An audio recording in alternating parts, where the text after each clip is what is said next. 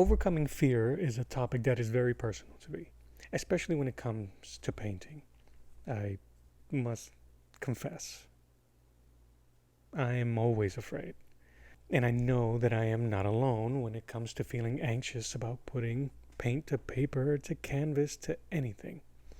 But it's this fear that holds so many of us back from being creative.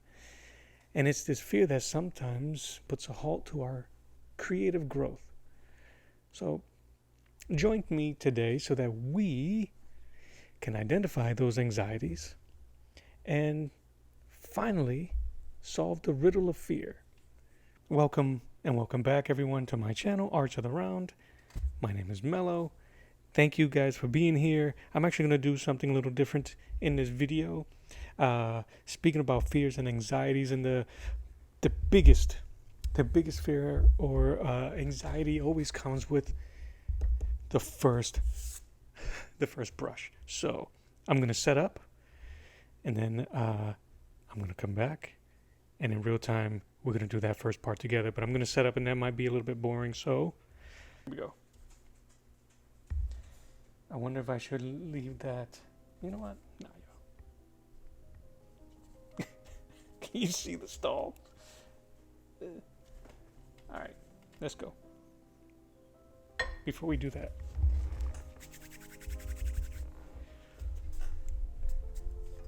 I'm gonna tell you something right now. Procrastination is the kid brother of fear. Okay. All right, I'm just trying to. I think I've already done that earlier, but here we go. Let's get the wash in.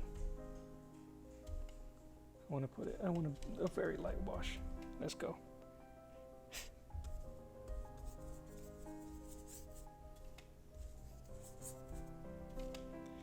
See? It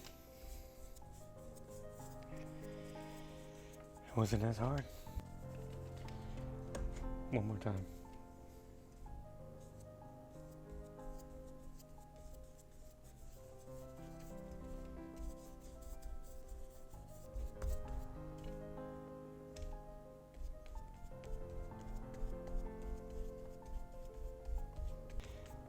Alright, I'm going to let it dry. I'm going to set up my palette. Thank you guys for being here with me in real time for the first part of it. Let's go. Oh no. What am I doing? Alright. Calm down.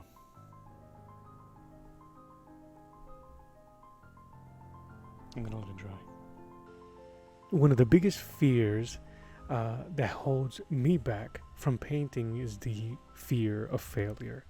I'm often worried that my artwork won't turn out as good as I envision it, or that others will judge me for my lack of skills. This fear can be so paralyzing that I don't even dare try sometimes. Another fear that's closely related to this is the fear of not being or feeling good enough. We compare ourselves, I know I do, to others, and our work, or my work, I'll speak for myself here, feels amateurish in comparison. And then there's the fear of judgment, whether it's from others or ourselves.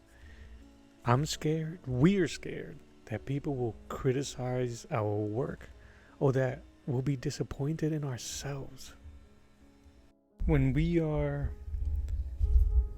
so focused on the outcome, it's easy to get caught up in these fears. You know, we forget that the process of creating is just as important as the end result. And the fear of making mistakes also holds us back. We're terrified of wasting materials or investing time and effort into something that might not turn out as planned. Lastly, there's this fear of the unknown. We're not sure where to start. or what materials to use, or how to even begin. Because let's face it, these fears can be overwhelming. But here's the thing. It's completely normal. Every artist, no matter how experienced, has faced these fears at one point or another. The key is to acknowledge it. Acknowledge that fear and take the first step towards facing them. So I want to share a couple of things, a couple of practical tips and things that I kind of go through to help me get through my fear of painting. Because remember, you can't experience courage without first experiencing a little bit of fear. First, I'm going to let you know right now, I am no expert. I haven't been painting for a long time. I started with acrylics. I hit a wall. I went to alcohol markers. I did alright with those. I wanted to really challenge myself, so I did watercolors. I did that for about a year and a half. That was fun. But I've only just started practicing and painting with gouache since January of this year, 2024. And I like it so much that I wanted to make it my go-to medium for my art. So let's first introduce the fear of the unfamiliar. And where do we even begin? One of the first things I did when trying to learn this medium was to start small and paint something familiar. My first gouache paintings were Jack Kirby-inspired Cyclops, Beast, and Jean Grey of the X-Men on 4x6 watercolor postcards. I didn't try to create masterpieces on my first attempt. Some of you may be savants, so God bless you. But I am a trial and error dude. So I wanted to start small instead so that I can experiment with the paint and try them out on subjects that were familiar to me. I tried to focus on the process rather than the outcome, and that really does help. So instead of worrying about how my artwork was going to turn out, instead I was focused on creating it. And this may be for the beginner out there, but if you are, what do you enjoy about the process? What do you enjoy about the creating part of art? And be in that moment for a hot second and look at what you're doing. And by shifting your focus, you'll start to enjoy the journey rather than stressing about the destination.